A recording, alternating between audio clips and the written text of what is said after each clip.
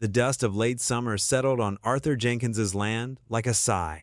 It coated the broad leaves of the cornstalks that rustled with a dry whisper in the tired fields, and it lay thin upon the peeling paint of the old farmhouse, a structure that had weathered as many seasons as Arthur himself. He was 78, a man shaped by sun and soil, his silence deeper than the furrows he still, stubbornly, tilled. His wife, Elsie, had been gone 10 years, and the silence in the house often felt heavier than the one he carried in his heart out in the open expanse of his acres. Each morning, before the sun properly breached the horizon, Arthur would pull on his boots, his worn denim trousers, and the jacket. It was an M65 field jacket, olive drab, patched at the elbows with mismatched fabric Elsie had sewn on years ago. Its color had faded to a muted, indistinct green-brown, like lichen on an old stone. The jacket was a second skin, a habit woven into the fabric of his days, regardless of the season. It had seen him through bitter winters and cool summer evenings, through the sweat of planting and the ache of harvest. It had been with him longer than his marriage, a relic from a time when he was a younger man in a different, more violent field, a lifetime ago. He rarely thought of that time explicitly, but the jacket was a silent, tactile reminder, a thread connecting then to now. This particular morning was no different. The air held a pre-dawn chill that would burn off by mid-morning, but Arthur zipped the jacket's sturdy brass zipper halfway. He moved through his modest kitchen, the scent of old wood and brewing coffee filling the space. He ate his toast standing by the window, looking out over the land that had been his father's and his grandfather's before him. It was a hard life, harder now with only his own aging hands to do the work, but it was his. The land was honest. It asked for everything and, in return, gave what it could. Later that morning, as the sun climbed higher, painting the sky a fierce, cloudless blue, Arthur was mending a stretch of fence along the county road that bordered his western field. The heat was building, and sweat beaded on his brow beneath his worn straw hat. He could have taken the jacket off, hung it on a fence post, but he didn't. It was just part of him. He heard the pop and hiss before he saw the car. A late-model sedan, sleek and out of place on this dusty back road, was pulled over onto the narrow shoulder, steam billowing from under its hood. Arthur straightened, his back twinging in protest. He watched for a moment as a young woman emerged from the driver's side, her expression a mixture of frustration and anxiety. She wore a smart suit, now looking rumpled, and her hair, once neatly styled, was starting to escape its confines. She fumbled with her phone, then looked up, her gaze sweeping the empty road, the endless fields, and finally landing on Arthur. He laid his tools down and began the slow, steady walk towards her. His gait was unhurried, the gait of a man who measured his energy carefully. As he approached, the woman, whose name was Sarah, eyed him with a flicker of apprehension that quickly softened into relief at the sight of a potential helper. "Trouble?" Arthur asked, his voice raspy from disuse, soft as the dust motes dancing in the sunlight. "Oh, thank goodness," she said, her voice tight with stress. "It just died and started smoking. I think it overheated. I have no signal on my phone, and I'm supposed to be in Oak Haven in an hour for a very important meeting." Arthur nodded, his gaze taking in the steaming engine. "Likely so. Got water in there?" Sarah looked flustered. I don't know. It's a rental." He grunted softly. "Pop the hood. Let it cool a spell. Might just need water. Got a well back at the house." He gestured with a callous thumb over his shoulder. "No place to be stranded this. Sun gets mean." Sarah looked at his jacket, a curious, almost imperceptible frown creasing her brow for a moment. It was incongruous, this heavy-looking military coat on an old farmer under the climbing sun. "That's very kind of you, Mr. Jenkins. Arthur Jenkins." "Sarah Dennis. Thank you, Mr. Jenkins." He led her back to the farmhouse, the screen door groaning its welcome. The cool dimness inside was a relief after the glare. He offered her a glass of well water, cool and tasting faintly of minerals, and then another. While the car cooled, he found an old jerrycan, filled it, and they walked back. He showed her where to pour the water, his movements economical and sure. The engine, thankfully, hadn't seized. After a while, it started, sputtering at first, then settling into a grudging idle. "You might make it to Oak Haven if you take it slow," Arthur advised. "But get that checked at the first garage you see." Sarah was effusive in her thanks. "You've been a lifesaver, Mr. Jenkins. I don't know how to repay you." Arthur simply shook his head. "No need. Just glad to help. Folks gotta look out for one another. He saw her glance at his jacket again, this time perhaps with less judgment and more curiosity about the man within it. That's an old jacket, she remarked, attempting a lighter tone, but it looks like it's seen a lot of good service. Arthur's lips curved in the faintest of smiles, a rare occurrence. It has. At that. He touched a patched elbow almost unconsciously. Keeps the chill off. Sarah, relieved and grateful, didn't press. She thanked him again, promised to send a proper token of her appreciation, and drove off carefully, leaving Arthur once more to the silence of his fields and the company of his thoughts, the encounter already receding in his mind like ripples in a pond. He didn't expect to hear from her again. Such things rarely happened.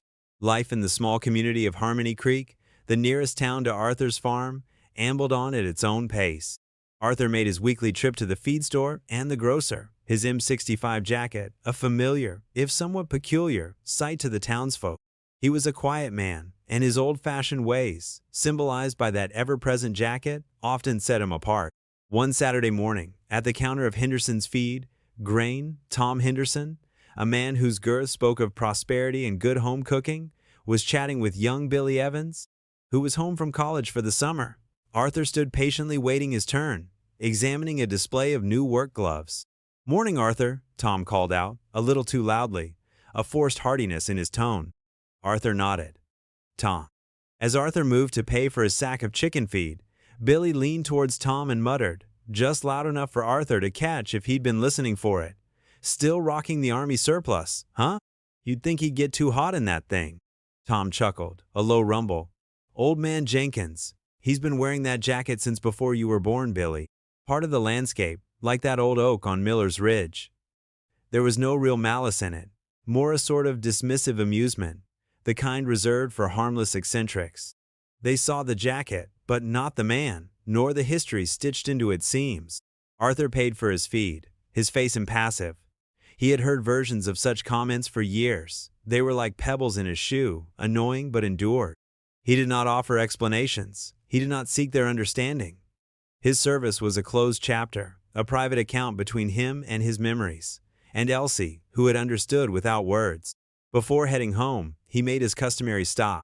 On the edge of town, tucked away behind the old town hall, was a small, often neglected war memorial, a granite obelisk with a few bronze plaques listing names from conflicts past. Weeds often grew too high around its base, and the flag sometimes hung frayed. Arthur would pull the larger weeds, straighten the small, sun-bleached flags left by others, and stand for a moment in silent communion with the names, some of whom he'd known, others just echoes from an earlier generation's sacrifice. His jacket felt right in that place, a piece of living history paying respects to its stone counterpart. He did this not for show, but for himself, a quiet ritual of remembrance in a world that seemed increasingly inclined to forget. Weeks turned into a couple of months. The vibrant greens of summer began to yield to the golds and russets of early autumn. Then the storm came. It wasn't a sudden squall, but a slow, monstrous system that crawled in from the coast, unleashing days of relentless, driving rain. Rivers swelled, creeks became torrents, and the low-lying lands around Harmony Creek and beyond began to flood. Oakhaven, nestled in a valley further inland, was hit particularly hard. Its main access roads washed out, communication lines severed. It became an island in a sea of muddy water. News reports painted a grim picture. Families stranded, supplies dwindling, emergency services stretched to their breaking point. Governor Davies, a man known for his hands-on approach in crises, announced his intention to visit Oakhaven to assess the damage and coordinate relief efforts firsthand. But getting there was the challenge. Helicopters were the only option, but safe landing zones were scarce amidst the flooded and debris-strewn landscape. In the state's Emergency Operations Center, a hive of frantic activity, Governor Davies conferred with his team. Maps were spread out, dotted with red markers indicating impassable routes.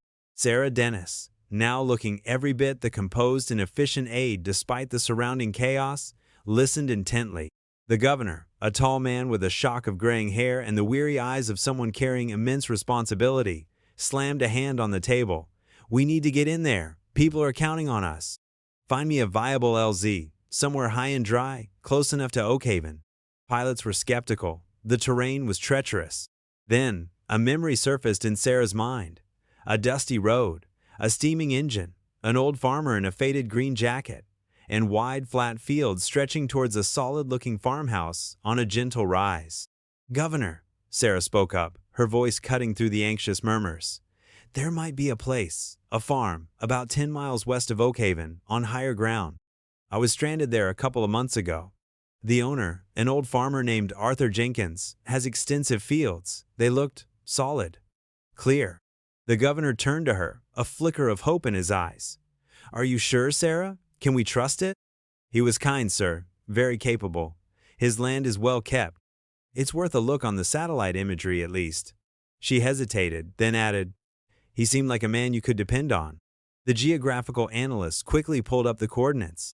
Arthur's farm, as Sarah remembered, sat on a slight elevation, its main pasture remarkably untouched by the floodwaters that had inundated the surrounding valleys. It was an island of green in a world of brown. "That's our best shot," the governor declared. "Prep the chopper. Sarah, you're with me. You know the man." Arthur Jenkins stood on his porch, the old M65 jacket zipped against the damp chill the storm had left behind, even though the rain had finally stopped. The sky was a bruised purple-gray. He watched the water that had crept up the lower end of his eastern pasture slowly begin to recede, leaving behind a slick of mud and debris. His land had mostly been spared, a small mercy he acknowledged with a silent nod of gratitude. Then he heard it, a distant, rhythmic whumping, growing steadily louder. He scanned the sky, his eyes, though aged, still sharp. A helicopter, large and dark, emerged from the low clouds, heading directly for his farm. It circled once, twice, as if assessing, then began a slow descent towards his largest, flattest pasture, the one he'd hayed just before the rains. Arthur felt no alarm, only a sort of detached curiosity. He walked out towards the field, his boots sinking slightly into the damp earth. He raised a hand, not in a wave, but in an unconscious, guiding gesture, as if to acknowledge their intent and confirm the suitability of the landing spot. He'd seen enough helicopters in his time to know what they needed. The wind from the rotors whipped his jacket and tugged at his hat as the machine settled, its skids biting into the grass. The whine of the turbines died down, and a door slid open. Several figures emerged, ducking under the still spinning blades.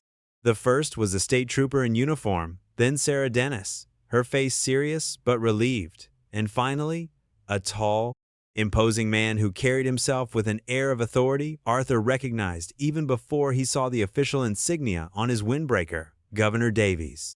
Sarah hurried towards him, her sensible boots squelching in the wet grass. "Mr. Jenkins!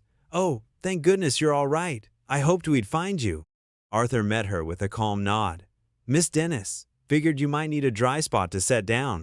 "This is Governor Davies," Sarah said, making the introduction. "Governor, this is Mr. Arthur Jenkins. He's the gentleman I told you about, who helped me when my car broke down." Governor Davies stepped forward, extending a firm hand. "Mr. Jenkins, thank you for the use of your field. You have no idea how critical this is." His grip was strong, his eyes direct and appraising. They scanned Arthur's face, then dropped for a moment to the faded M65 jacket. There was a flicker of something in the governor's expression, recognition, perhaps, or a shared understanding that went beyond the immediate crisis. Arthur simply said, "Land's here to be used, Governor, especially now." He was a man of few words, and grand pronouncements were not in his nature. The gravity of the situation was evident in the sky, in the distant sirens, in the very air they breathed. "Sarah told me you were a godsend to her," the governor continued, his voice carrying a warmth that belied the stress of the past few days. "And it seems you're helping us out again." He paused, his gaze lingering on the almost invisible outline where a unit patch might once have been sewn on Arthur's left shoulder. "That's a fine old jacket you've got there, Mr. Jenkins. Seen some miles, I'd wager." Arthur's hand instinctively went to the worn fabric. "A few," he admitted, his voice low. "Army. Long time ago." "Signal Corps, wasn't it?" the governor asked quietly, a surprising specificity in his tone. Arthur looked up, a flicker of surprise in his own eyes. "Yes, sir. How'd you know?" The governor smiled faintly. "My father was Signal Corps. Korea. He had a jacket just like it. Never threw it away." He tapped his own chest. "Airborne, myself. Different era, different uniform, same mud. A bond, unspoken yet palpable, formed between the two men in that moment, a shared understanding of service, of duty, that transcended their current roles.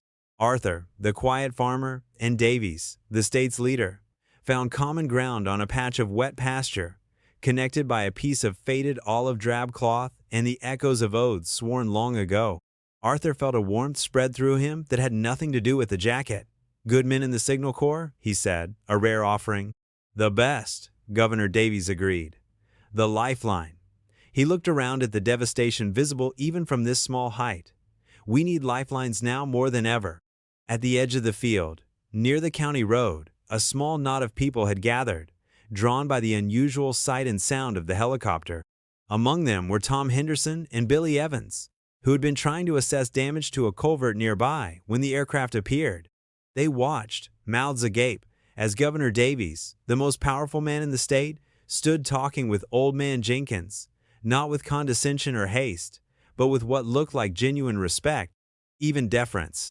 They saw Sarah Dennis speaking animatedly to the governor, gesturing towards Arthur, her expression clearly one of gratitude and admiration. They saw the governor clap Arthur on the shoulder before turning to confer with his emergency team. The image was jarring, completely at odds with their casual, dismissive perception of the old farmer in his peculiar jacket. Billy elbowed Tom. "Did you see that? The governor. He seemed to know him, or something." Tom Henderson was quiet for a moment, his usual boisterousness subdued. "That jacket," he mused, more to himself than to Billy. "Always just thought it was, well, just an old coat. But the way the governor looked at it, talked to him."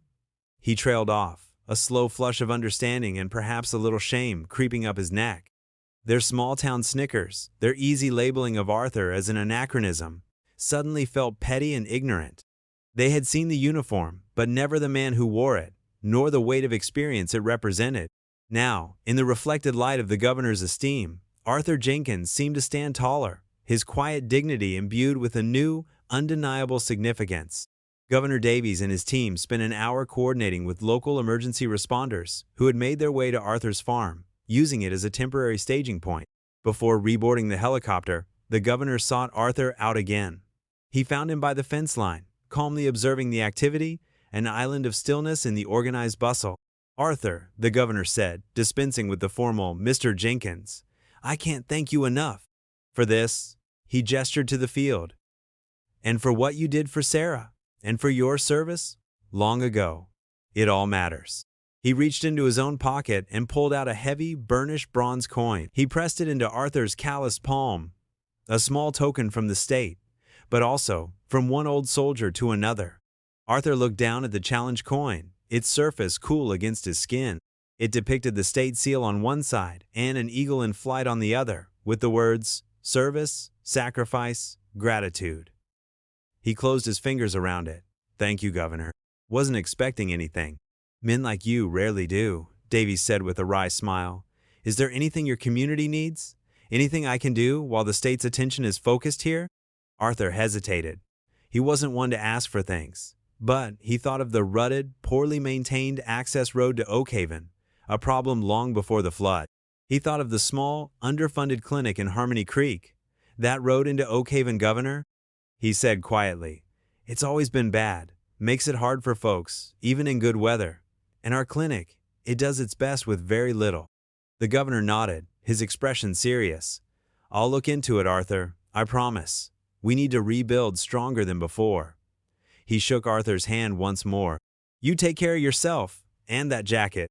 Arthur watched as the helicopter lifted off, its rotors churning the air, and then banked away towards the ravaged valley of Oakhaven. He stood there for a long time, the coin heavy in his pocket, the distant sound of the chopper fading until only the whisper of the wind in his cornstalks remained. News of the governor's landing on Arthur Jenkins's farm spread through Harmony Creek like wildfire. The sight of the state helicopter, the presence of the governor himself, and his obvious respect for the old farmer became the sole topic of conversation at the diner, the post office, and Henderson's feed, grain. Those who had been quick to dismiss Arthur with a knowing smile or a quiet joke now found themselves recounting the event with a newfound awe. Tom Henderson, in particular, felt a profound shift. He remembered his casual comment to Billy Evans, and a deep sense of regret settled in him. He'd known Arthur all his life, had taken him for granted, another fixture of the landscape. He'd never considered the depths beneath that quiet surface, the life lived, the service rendered. He never said a word, Tom remarked to a group at the diner the next morning. All these years, wearing that jacket, tending that memorial, and he never once mentioned what he did, who he was. Maybe he didn't need to, murmured Mrs. Gable, the town librarian, who had always had a soft spot for Arthur. Some folks just live their principles. They don't need to talk about them. A sense of collective embarrassment, followed by a surge of quiet pride, rippled through the community.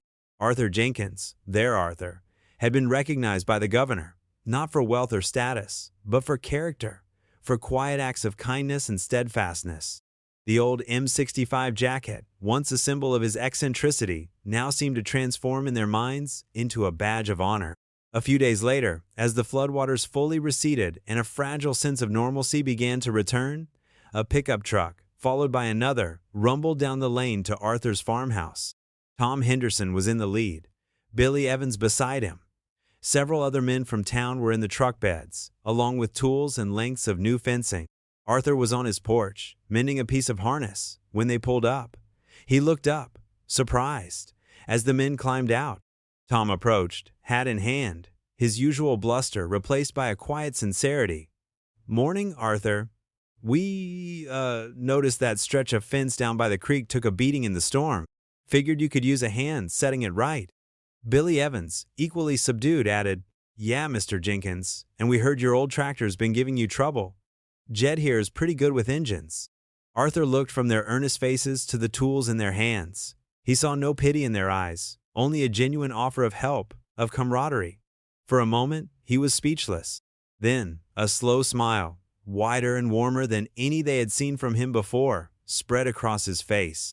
"Well now," he said, his voice a little thick, "that's neighborly, real neighborly.